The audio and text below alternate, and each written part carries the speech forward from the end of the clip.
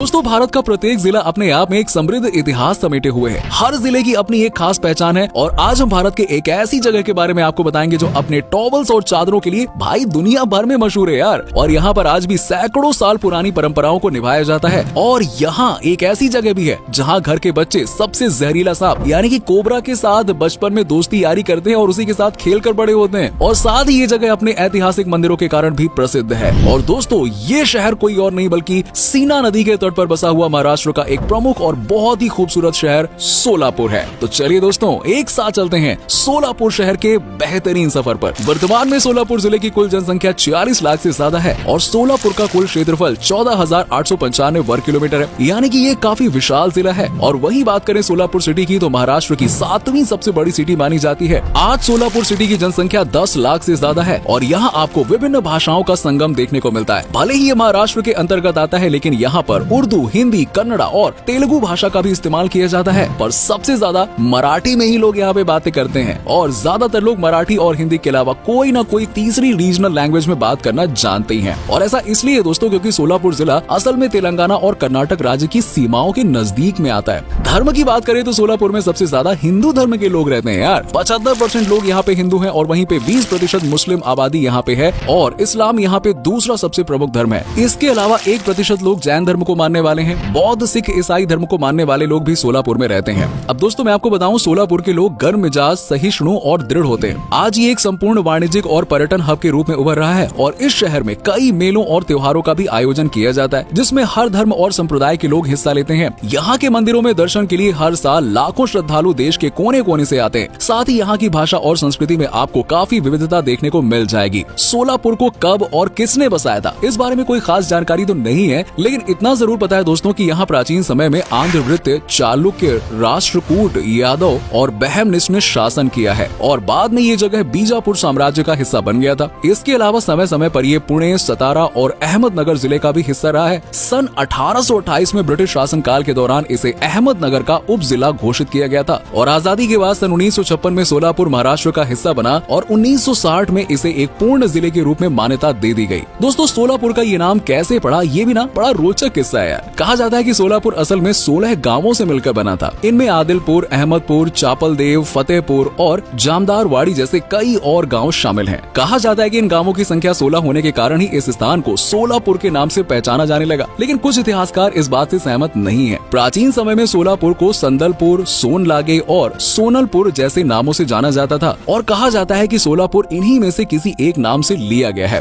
आपको बता दें कि आज की तारीख में सोलापुर एक प्रमुख एजुकेशनल हब बन चुका है और पूरे जिले में 65 से अधिक कॉलेज हैं, जिसमें इंजीनियरिंग कॉलेज, मैनेजमेंट कॉलेज और मेडिकल कॉलेज भी शामिल हैं। आसपास के कई जिलों के लोग सोलापुर में पढ़ाई करने के लिए आते हैं और साल 2011 की जनगणना के अनुसार सोलापुर का लिटरेसी रेट 83% है। सोलापुर अपनी textile industry, handloom, power loom और बीड़ी बनाने के उद्योग के कारण सबसे ज्यादा प्रसिद्ध है। यहाँ की चादर, आए हाय क्या ही कहना भाई, पूरे भारत ही नहीं बल्कि पूरी दुनिया में प्रसिद्ध है। कई देशों में यहाँ की चादरें एक्सपोर्ट की जाती है और साथ ही साथ यहाँ की टेरी टॉवल भी काफी ज्यादा फेमस है। सोलापुर जाने वाले पर्यटक यहाँ की चादर और टॉवल जरूर खरीद कर जाते हैं। इसके अलावा बीड़ी बनाने का काम भी यहाँ पे बहुत बड़े पैमाने पर किया जाता है। शहर की अर्थव्यवस्था मैन्युफैक्चरिंग सेक्टर के साथ साथ इंडस्ट्रियल सेक्टर पर भी निर्भर करती है। सोलापुर जिले के अंदर आने वाले गाँव में ज्यादातर लोग खेती बाड़ी करके ही अपना जीवन यापन करते हैं। यहाँ पर गेहूँ, कपास, बाजरा, अनार, गन्ना, तिलहन, ज्वार, सोयाबीन और मूंगफली जैसी चीजों की पैदावार की जाती है। सोलापुर में कई सारी शुगर मिल्स भी लगी हुई हैं और सोलापुर में आज मेडिकल की बहुत अच्छी फैसिलिटीज मौजूद है। सोलापुर का इंफ्रास्ट्रक्चर पहले के मुकाबले काफी ज्यादा मजबूत हो गया है और आपको बता दें कि सोलापुर में ही महाराष्ट्र का पहला वेस्ट टू एनर्जी प्लांट लगाया गया था। और अच्छी बात यह है कि सोलापुर को केंद्र सरकार ने 100 स्मार्ट सिटीज मिशन में शामिल किया हुआ है और पिछले कुछ सालों में सोलापुर में विकास को काफी ज्यादा गति भी मिली है। यहाँ पर नए हाईवेज और फ्लाईओवर्स का निर्माण किया गया।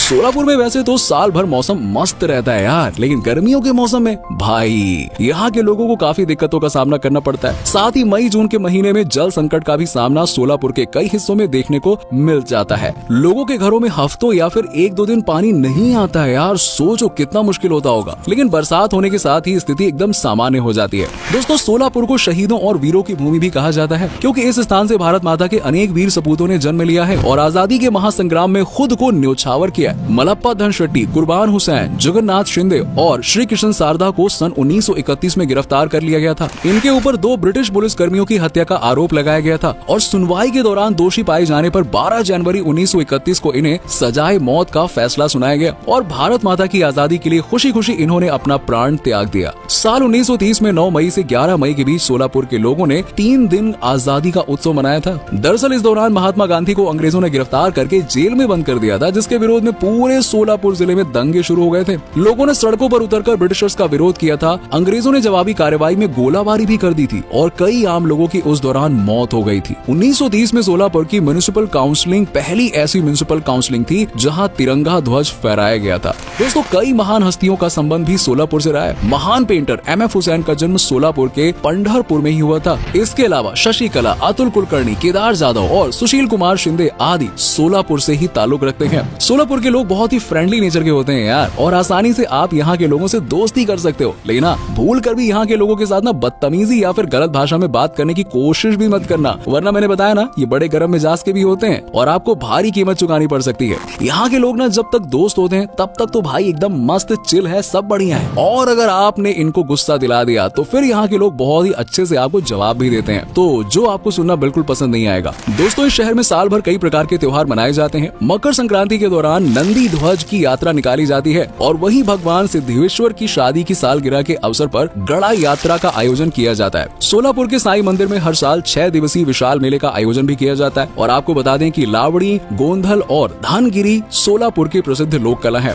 दोस्तों, सोलापुर में आपको कुछ बेहद ही अजीबोगरीब परंपराएं देखने को मिलेंगी और यहाँ शेतपाल नाम का एक गाँव है जहाँ का नजारा देखते ही रोंगटे खड़े हो जाते हैं यार। इस गाँव में लोग कुत्ते, बिल्ली या फिर बकरी नहीं बल्कि सांपों का राजा सबसे जहरीला कोबरा सांप को पालते हैं यार। छोटे छोटे बच्चे तो यार बिना डरे इन सांपों के साथ खेलते हैं, एकदम याराना इनका सांपों के साथ में। और सांप के रहने के लिए दीवारों में जगह बनाई जाती है। यहाँ सांपों की पूजा की जाती है और तो और सांपों का मंदिर भी बना हुआ है। नाग पंचमी का त्योहार तो भाई यहाँ पे बहुत ही खास तौर पर मनाया जाता है और आपको जानकर हैरानी होगी कि आज तक इस गाँव में सांप ने किसी भी इंसान को नहीं काटा है। अब भाई इतनी दोस्ती होगी तो कोई कैसे ही सांप किसी को नुकसान पहुँचाएगा यार। इतना ही नहीं दोस्तों, सोलापुर में डोईजोड़ परिवार नाम का एक ऐसा परिवार है जहाँ 72 लोग एक साथ ही एक छत के नीचे रहते हैं। परिवार की 4 पीढ़ियां एक साथ इस घर में रहती हैं और इस घर में रोजाना 15 लीटर से भी ज्यादा दूध का खपत होता है और इस परिवार का महीने का बिजली का बिल 45,000 रुपए आता है और एक समय के खाने के लिए 1500 रुपए की सब्जी खरीदी जाती है। और जिस दिन घर में नॉनवेज बनना होता है तो भाई खाने का बजट 4 गुना बढ़ जाता है। अब खाने की बात चली रही है तो चलिए आपको बताते हैं सोलापुर के प्रमुख व्यंजनों के बारे में। शेंगदाना चटनी सोलापुर की खासियत है और ये यहाँ पे बड़े ही चाव से खाई जाती है क्योंकि होती ही इतनी टेस्टी है यार। इसके अलावा ज्वारीची भाकरी, खड़ा मटन, भरली वंगी, होंगी यहाँ के लोकप्रिय डिशेज हैं। साथ ही आप मराठी, साउथ इंडियन और हैदराबादी खाने का यहाँ पे लुत्फ उठा सकते हैं और भाई क्या मस्त टेस्टी मिलता है सब कुछ। दोस्तों, चलिए अब आपको सोलापुर के प्रसिद्ध टूरिस्ट डेस्टिनेशंस के बारे में बताते हैं जहाँ आप घूमने के लिए जा सकते हैं। सोलापुर भोई कोट किला यहाँ का सबसे प्रसिद्ध किला है। इस किले का निर्माण 14वीं शताब्दी में बहमनी वंश द्वारा करवाया गया था और ये किला स्थापत्य कला का एक बहुत ही बेहतरीन उदाहरण है। श्री सिद्धेश्वर टेम्पल सोलापुर का सबसे प्रसिद्ध दार्शनिक स्थल है। इस मंदिर के चारों ओर पानी ही पानी है और ये मंदिर सोलापुर शहर के बीच में स्थित है। यहाँ पर भगवान शिव की तांबे की प्रतिमा विराजमान है जिनके साथ ही सप्तमुखी कोबरा को भी यहाँ पे दर्शाया गया है। बताया जाता है कि ये मंदिर करीबन 700 साल पुराना है। आप सोलापुर जाए ना तो उज्जैनी डैम जरूर घूमने जाइएगा जो भीमा नदी के ऊपर बना हुआ है। महात्मा गांधी जू भी आप जरूर एक बार विजिट कीजिएगा। यहाँ पर अपने बच्चों के साथ यकीनन आप बहुत एंजॉय करेंगे। साथ ही साथ सोलापुर साइंस सेंटर भी आप जाना बिल्कुल मिस ना करें। इसके अलावा आप सोलापुर में अक्कलकोट स्वामी समर्थ मंदिर, मल्लिकार्जुन मंदिर, पार्श्वनाथ मंदिर, श्री आदिनाथ जैन मंदिर जैसे टेम्पल में दर्शन करने के लिए जा सकते हैं। सिद्धेश्वर झील के तट पर स्थित सिद्धेश्वर मंदिर भी आप जा सकते हैं जो महाराष्ट्र के सबसे लोकप्रिय शिव मंदिरों में से एक है। और अगर आपको वाइल्ड लाइफ और नेचर से प्यार है तो great Indian worst wild life sanctuary जरूर घूमने जाना। इसके अलावा आप हुतात्मा गार्डन और एकरुख लेक भी देखने जा सकते हो। मोतीबाग झील सोलापुर में एक प्रमुख आकर्षण का केंद्र है। सोलापुर न केवल घूमने के लिए बहुत ही शानदार शहर बल्कि यहाँ रहने के लिए भी बहुत सही जगह है यार। सोलापुर में जाने के लिए आप सड़क मार्ग, हवाई मार्ग या फिर रेल मार्ग किसी भी तरीके के साधन का इस्तेमाल कर सकते हैं। सोलापुर रेलवे स्टेशन यहाँ का प्रमुख रेलवे स्टेशन है और अगर आप फ्लाइट के जरिए सोलापुर जाना चाहते हैं तो आपको पुणे आना होगा और पुणे से सोलापुर की दूरी 245 किलोमीटर की है। वहीं मुंबई से सोलापुर की 456 किलोमीटर है और यहाँ से सड़क और रेल मार्ग से पहुँचना भी बहुत आसान है यार। सोलापुर में आपको रहने के लिए काफी किफायती दामों में होटल और धर्मशाला मिल जाएंगी और सोलापुर घूमने के लिए 3 दिन काफी है भाई। तो दोस्तों, ये था महाराष्ट्र के प्रमुख शहरों में से एक सोलापुर। उम्मीद करता हूँ कि आपको हमारा ये एपिसोड पसंद आया होगा। हमें नीचे कमेंट सेक्शन में कमेंट करके बताइए कि आज का वीडियो आपको कैसा लगा। सोलापुर की कौन कौन सी बातें आपको अच्छी लगी। आप में से से कोई सोलापुर से है या फिर महाराष्ट्र से है तो हमें कमेंट सेक्शन में जरूर बताना। और अगर आप कभी सोलापुर गए हैं तो आपका एक्सपीरियंस कैसा रहा ये भी हमारे साथ में जरूर शेयर करें।